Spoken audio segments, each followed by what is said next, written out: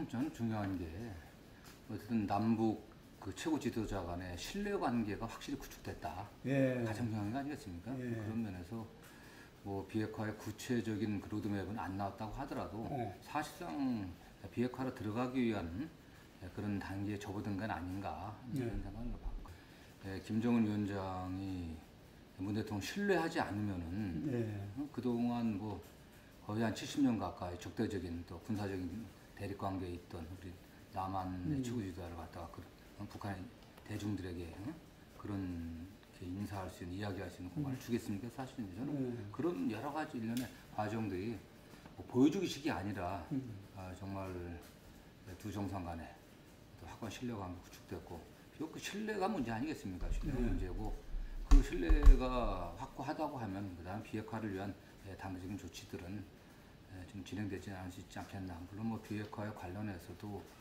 뭐 야당에서는 빨리 전체 그 핵 관련 리스트 제출하고 검증을 받으라고 하지만은 쉽겠습니까? 여러 가지 준비가. 물론 뭐 이게 북한이 얘기하는 그런 로드맵을 그냥 따라가는 거 아니냐 그런 의구심도 일부에 하고는 있지만은 이게 뭐 우리만의 관계는 아니지 않습니까? 이건 뭐 또 미국의 트럼프 대통령과 또 어떤 긴밀한 또 소통을 전제로 해갖고 진행되고 있다고 저는 그렇게 보고 있고요.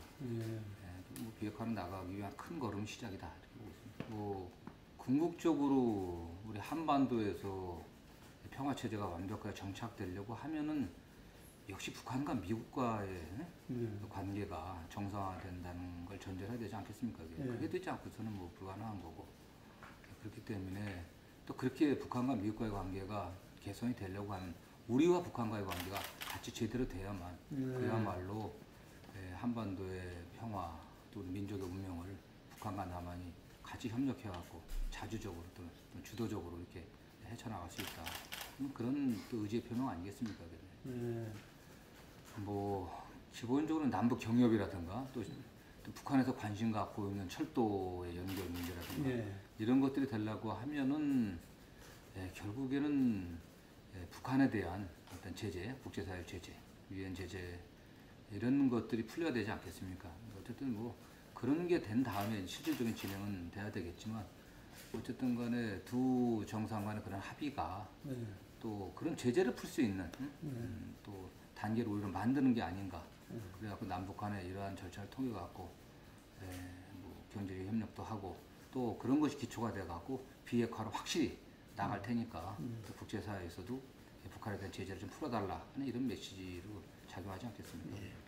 근데 실제로 그 문재인 정부의 여러 가지 과제를 해결하는데 뭐 우리 기재위보다는 뭐 해당 뭐 산자유라든가 정무위라든가 또는 뭐 중소기업부를 관할하는 중기 또 벤처 이쪽 그 위원회 이런 데가 중요하겠죠. 뭐 기재위랑 규제를 해야 될 일들이 정부 재정 경제 정책을 좀 총괄하고 있으니까 또 예산을 총괄하고 또 예산을 뒷받침하는 또 세금 조세를 총괄하기 때문에 그러면서 굉장히 중요하지 않겠습니까? 정부 경제 정책이 어디로 가야 되는 건지 어디에 중점을 둘 건지 그게 기재부에서 결정하기 때문에 그런 방향 설정함에 있어서 혹시 야당의 협조 없이는 되지 않지 않겠습니까? 국회가 뒷받침해야 되는데 국회에서도 그런 경제 재정 정책의 핵심 기재위인데 기재위에서도 우리가 야당 의원들이 협조를 받지 않으면 나갈 수 없다고 보고 있습니다. 가장 중요한 것은 역지사지하면서 야당 의원님들의 주장이나 또는 지적하는 바를 우리가 경청하고 그걸 우리가 좀 반영할 수 있는 노력들. 그리고 뭐 상임위원장으로서 솔직히 말씀드리면 우리 여당 의원들은 야당 의원들한테 가능한 발언 기회를 많이 주려고 노력하고 있습니다.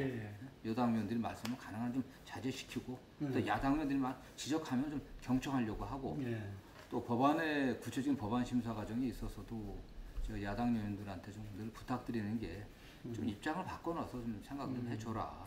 또 여당을 해봤지 않습니까? 지금 뭐 다수 야당인 자한당 같은 경우도 집권을 9년 동안 집권해왔었고 그 이전 10년 그 이전에 또 집권했던 세력이기 때문에 집권 경험이 있는 분들이기 때문에 이제는 우리가 여당일 때 니네가 야당일 때 반대하지 않았냐 이런 논리보다는 같은 국정 경험을 공유하는 그런 정당으로서 또 거기도 수권 정당을 지향하는 거 아니겠습니까?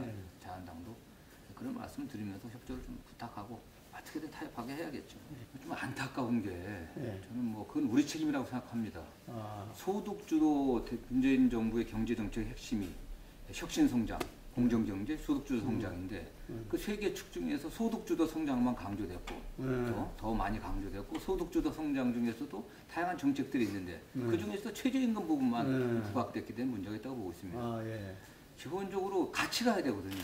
혁신성장을 통해 갖고 기업의 혁신 마인드, 혁신 역량을 갖다 북돋아낼 수 있는 그런 정책을 펴야 되는 거고 그 혁신 성장을 통해서 기업이 투자할 수 있는 여건들을 만들어줘야 되고 그 다음에 공정경제를 통해 갖고 시장에 공정한 룰들을 갖다 만들어야 되고 소득주도 성장을 통해 갖고 이 소득주도 성장에서 핵심은 결국은 재정의 재정의 역할이거든요. 사실 또 소비의 역할이고 투자, 소비, 재정 이게 같이 가야 된단 말이야. 그런데 투자 부분들 혁신 성장 부분에서는 또 강조가 안 되고 이 소비 부분 같은 경우도 소득 1분위에 해당하는 분들 5분위로 나눴을 때 1분위에 해당하는 사람들이 가처분 소득이 떨어지니까 한계 성향이 와 있기 때문에 거기에 소득을 기초소득을 좀 높여줘야 된다는 건 다 일치하잖아요. 사실요. 최저임금을 올려준다고는 지난번 대선 때 다 약속을 했었습니다. 다 했죠. 다 했기 때문에 다만 소득주도 성장에 있어서도 최저임금뿐만 아니라 다른 가처분 소득을 높일 수 있는 다른 방법들 또 가계의 비용을 절약할 수 있는 다른 방법들 있지 않습니까? 그 다음에 사회 안전망들 이런 게 같이 가야 되는 건데 그 중에서 유일하게 최저임금만 지금 주장하고 있는 거예요. 부각됐는데 최저임금에 관련해서도 여기 최저임금에 관련된 뭐 근로자들이야 노동자들이 올려주길 원하지만 그걸 부담해야 될 사용자 측의 입장들 이런 것들을 같이 녹여내 갖고 일종의 사회적인 타협을 한 상태에서 올려줘야 되는 사실은 여기 그런 과정이 좀 약간 일방적으로 진행된 측면이 있지 않은가 저는 좀 아쉬움이 있습니다. 그 면에서 소득주도 성장 또 최저임금 인상의 방향은 맞지만 그 속도 인상률이라든가 장하성 실장도 16% 이상 대가가 놀랐다는 거 아니겠습니까? 그렇죠. 적정하게 물론 뭐 사용자 측의 비용을 절감해야 되기 때문에 올리는 걸 인상을 반대하겠지만 그래도 수용 가능한 범위 내에서 인상을 했어야 될 것이고 그런 범위 내에서 좀 더 너무 좀 빨라지는 않았나 빠른 게 아니었던가 뭐 대통령께서도 5년에 달성하기 쉽지 않다고 말씀한 거 아니겠습니까 사실은 그 면에서 그 속도와 또 범위 뭐 속도 범위를 좀 조정하다고 얘기하면 뭐 다른 데서는 굉장히 뭐 비난도 많이 하고 있습니다. 많이 하고 있지만 범위도 업종별로 여러 가지 차이가 있는 거고 또 소득을 갖고 사용하게 된 각 지역마다 기본적인 생계 비용이 다 차이가 많이 나요. 그게 강원도 양구에서 쓰는 비용은 한 달 생활비하고 강남에서 한 달 생활비가 같습니까? 그게 그런 뭐 지역별 또는 업종별 이런 것들도 좀 더 심도 있게 논의를 해갖고 근데 그렇지만 그게 뭐 대한민국 좁은 나라에서 차이가 크겠습니까? 그러나 그 약간의 차이라도 서로 좀 의견을 수렴해서 해야 될 필요성이 있지 않았나. 세심한 배려. 네네. 그리고 최저임금을 했을 때 비용을 부담하는 분들 그분들의 감수해야 될 그 비용 부담을 갖다 절감해 줄 수 있는 부분들 그런 부분들에 대한 대책들 그게 대표적인 게 지금 뭐 상가임대차 보호법 같은 경우 이제 오늘 뭐 통과시킨다고 하지만 그 자영업자 대책들을 선행적으로 병렬적으로 해나갔었어야지. 여러 가지. 개인적으로 뭐 김동연 부총리가 어려운 여건 하에서 최선을 다하고 있다고 보고 있습니다. 뭐 잘했다, 뭐 베스트다 이렇게 얘기하기는 제가 뭐 잘 모르겠고 다만 최선을 다하고 있는 건 뭐 사실이라고 보고 또 그만한 관련은 없죠. 그 정도 지금 보면은 그 정도 경험이 있고 유용한 관련은 많지 드문다고 보고 있고 뭐 일각에서 청와대가 주도하면서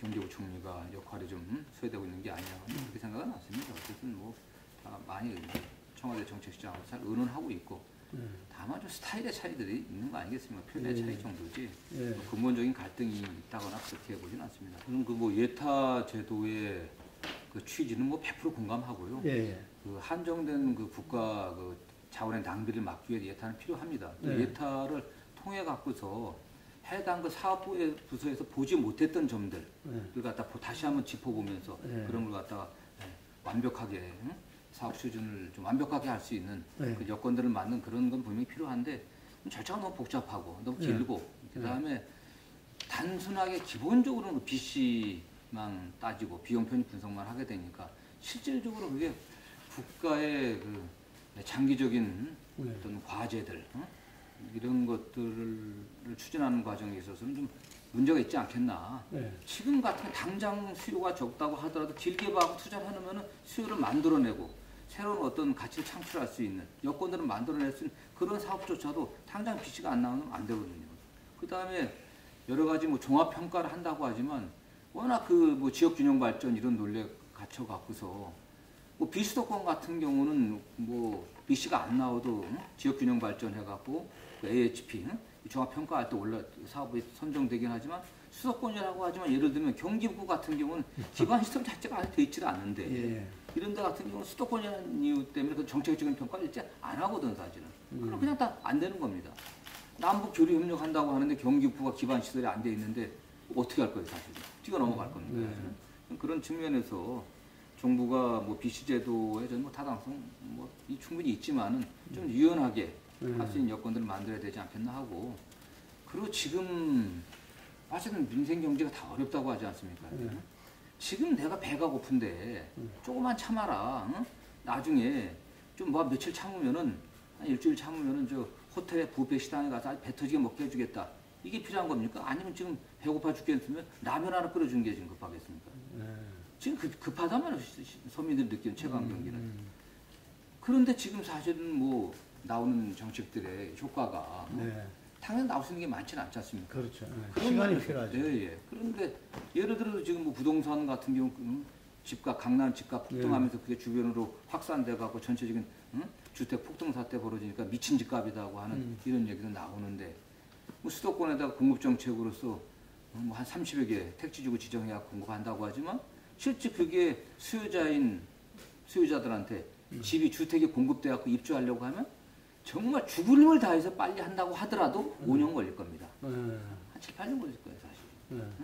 제 지역구의 양주의 옥정지 택지주 같은 건 10년도 넘었어요. 그게. 그렇습니다. 지금 민생 경제가 당장 어려운데요. 그러면 당장 좀 고용 창출 효과가 좀 크고 병행해야 되겠네요. 돌아갈 수 있는 그런 것들도 같이 해야 되고 그 다음에 SOC가 충분하다고 하지만 국가의 긴 미래를 봐갖고 장기적인 과제들에 대한 선행적인 투자들을 준비를 해야 돼. 최소한 그런 거 용역이라도 좀 해놔야 된단 말이에요. 그래야지 신규 사업들 아예 그냥 SOC 다 중단시켜버리면 어떡할 거냔 말이에요. 사실. 공의 차이 조금씩 있습니다. 내면 차이 조금씩 있는데 어쨌든 뭐 또 정부나 여당 입장에서는 국민 민생을 챙겨야 되지 않겠습니까? 지금 더군다나 민생 경제가 어려우니까 뭐 그런 부분들을 좀 우리가 좀 적극적으로 나서야 되니까 하고 있고 야당도 그래. 야당에서는 뭐 니네가 여당일 때는 니네가 야당일 때는 반대하더니 여당 되니까 왜 찬성하느냐? 응? 우리 못 해주겠다 하는데 그건 애들 좀 적절치 않은 거고요. 적절치 않은 거고 오히려 정말 이게 서로 국정 경험이 있는 여야 정당이 민생을 위해서 또 국민민복을 위해서 또 뭐가 필요한지는 서로 협력을 해야 될 것 같습니다. 저는 뭐 그래도 좀 다행인 게 다 훌륭하신 분들이었지만 이해찬 대표가 그래도 우리 당내에서 정치적 리더십이라든가 또는 권위라든가 좀 인정되는 분 아니겠습니까? 우리 당에 뭐 여러 의원들이 계시지만 지금 뭐 국회의장 하는 문희상 의원님 뭐 당적으로 이탈하셨으니까 뭐 그분 정도 과거에 지금 뭐 그 유일하게 이해찬 의원 정도 분이 사실상 민주당의 창업주 같은 그런 지분이 있는 분 아니겠어요 사실은. 사실은 지금 칠선이시고 지금 현 민주당의 그 이후에 뭐 당이 뭐 열린우당 했다가 또 분당됐다가 다시 합치고 2012년도에 혁신과 통합하고 다시 민주당 합쳐가 JS를 합치고 갖고 지금까지 오고 있는데 그 과정에서 이해찬 대표는 창업주와 같은 분이시죠. 온화 같은 분이야 그런 면에서는. 그렇기 때문에 이 대표가 그런 의미에서 보면 정치적 권위와 리더십이 있기 때문에 좀 당이 약간 무기력하지 않았냐. 그래서 국정 운영에 있어서 그런 면에서 그런 비판을 좀 부식시키고 좀 당이 국정 운영에 좀 주도권을 좀 잡는데 큰 역할을 하고 있다고 보고 한 일각에서는 뭐 이 대표가 너무 좀 경직되지 않았냐, 강하지 않냐 하는데 연륜도 있으시고 제가 보기엔 상당히 정치적 유연하게 하실 거라고 저는 보고 있습니다. 오히려 상당히 본인이 주도권을 갖고 있기 때문에 유연하게 잘 하실 거라고 하고 있고 또 잘 하실 거로 보고 있습니다.